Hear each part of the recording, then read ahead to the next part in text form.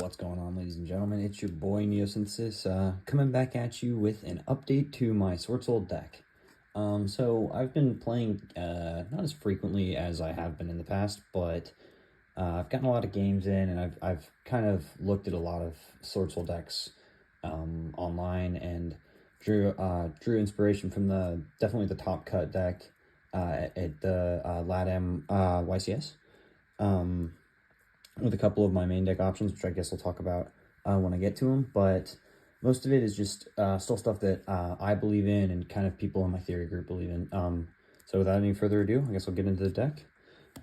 First of all, so I've decided that these cards just go at the front, staple, especially when I'm running more than 40, and then the actual Swordsoul stuff, so still playing the, 14, or so of these like engine Swordsoul cards, and then the two bricks. So as a Swordsoul lineup, I feel like there's not too much explanation. I'm seeing some absolute crazy people in the world just completely cutting this card. I guess if you're going to dedicate your deck to going second, that's the only time I can really see it being a viable card to cut. But in my eyes, it's just a little bit too good.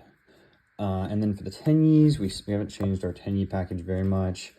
We're just going for the same lineup that we had before, the 8. Every time I have to just mentally do the addition there, and then the eight Tenyis, and then the 1, 2, 3 circle. So it's really likely we're going to see a Tenyi in our opening hand, which is really good because we obviously have to reveal one for Moyi, and we have to pitch one for the Sovereign, and then these 3 cards can get us access to our Swordsoul engine, which is amazing. Which is obviously these cards basically just add a whole lot of consistency to our deck, and we need it with the fact that we're going over 40. But as I have talked about in the past, I think it's actually strategically good to go over 40 as long as you're willing to commit to kind of the big Tenyi package. And then kind of these are kind of our utility our utility cards are going second cards. So we are still playing the 3 Ash and the 3 Infinite Impermanence.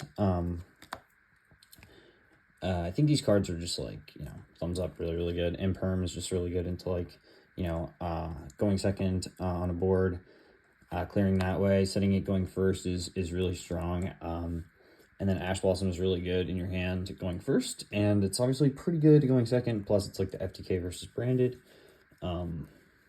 So yeah, that's it. We're running hand traps. So I know it's kind of shaky that we're going to see one, but we are drawing a lot of cards in Swordsoul. So it is kind of nice. And then the rest these are cards that are going second cards. Some of them have some utility going first, notably these 6, which are the breakers, breakers. I would probably play 2 thrust, 1 talents if I were going to, if I had the extra thrust. You may see a deck profile come out soon with a more optimized build, because I might be able to just get some cards. But we shall see. But those are board breakers that have utility going first, and then Evenly Matched is kind of the card that I've replaced in my main deck for Nibiru. So I feel like Nibiru a lot of the time is just being, heavily played around in this format. And, a lot of the functionality I was getting out of Nibiru was going first and then using it as they're breaking my board. But a lot of the times it's maybe I just let them break my board and then evenly match them on the clapback. And then that's even better than a Nibiru would have been. But that's it for the main deck. We have not changed the number of cards, so I believe that's 44. Correct me, or I'll get a count and then say whether or not I'm right in the description, but I'm pretty sure that that's right. Anyway, on to the extra deck.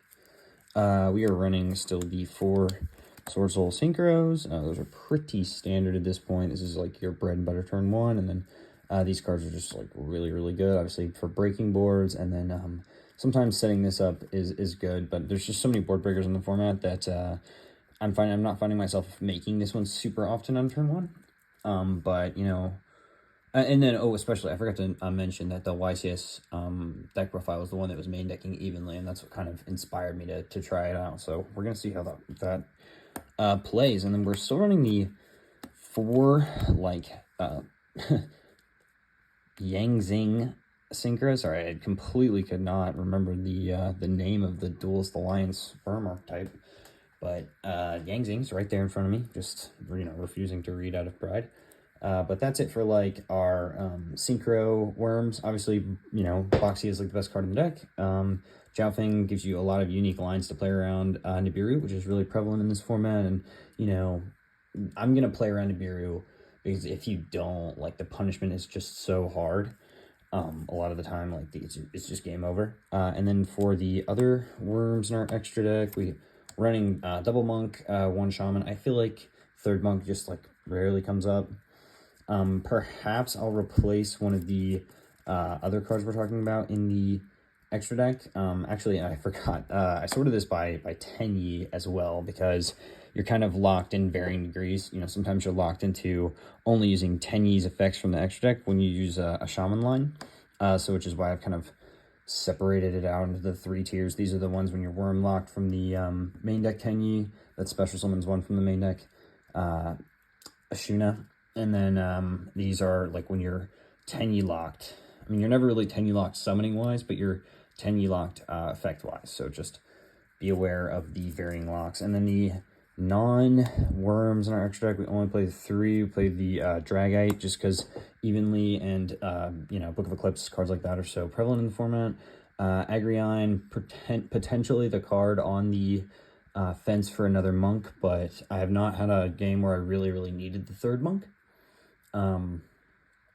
So yeah, we will do more testing there. And then the last card, finally, we have gotten the Baron for ourselves. So, no more just losing to 1 board breaker, no more losing to Nibiru like every game at locals. So we are really stoked about that.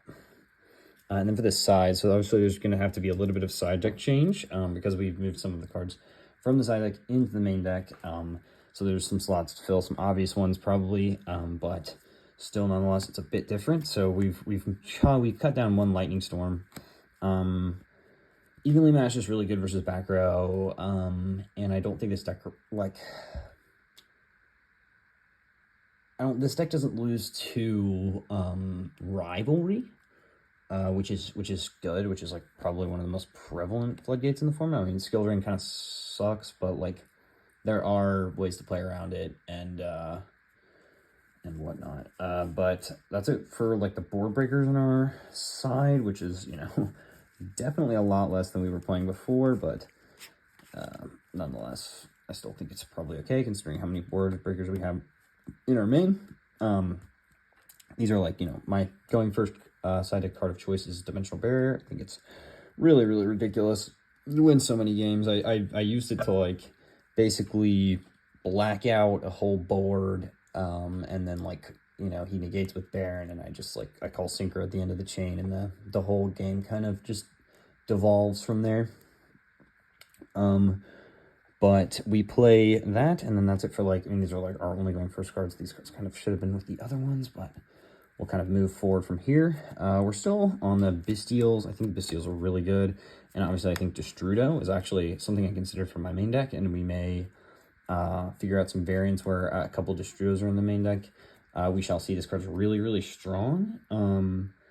And yeah, I think that just because of how good Yazi is, and maybe even putting a Black Rose Dragon in our extra deck, those could both be, just insanely good options. And then for like hand traps, because obviously we don't have as many hand traps in our main deck, so board breakers aren't going to be good versus every deck, but hand traps can usually bridge the gap and kind of side things out. We're going to side the triple Droll.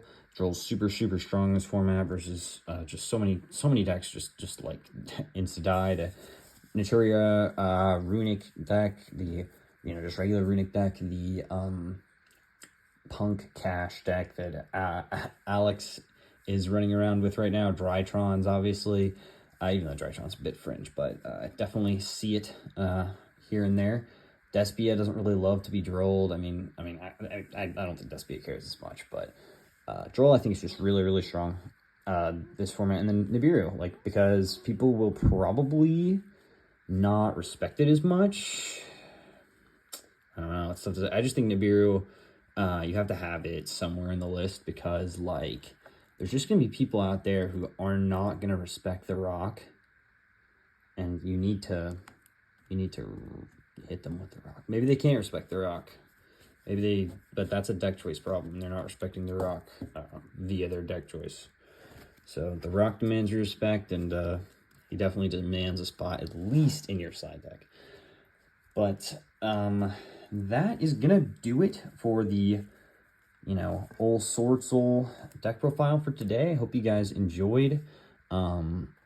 This deck's kind of taken a lot of iterating to get to the point where it is right now, but I think that this list has potential to be maybe something that I would feel comfortable taking to like a longer tournament. I think that it's super consistent, and I think that the board breaking idea is going to be, I think the idea of Nibiru kind of being, overplayed around is definitely real, or at least it's real in my own like local and kind of regional metagame where every player is just super scared of that card. But anyway, it's been your boy Neosynthesis. I hope to see you guys again soon. Adios.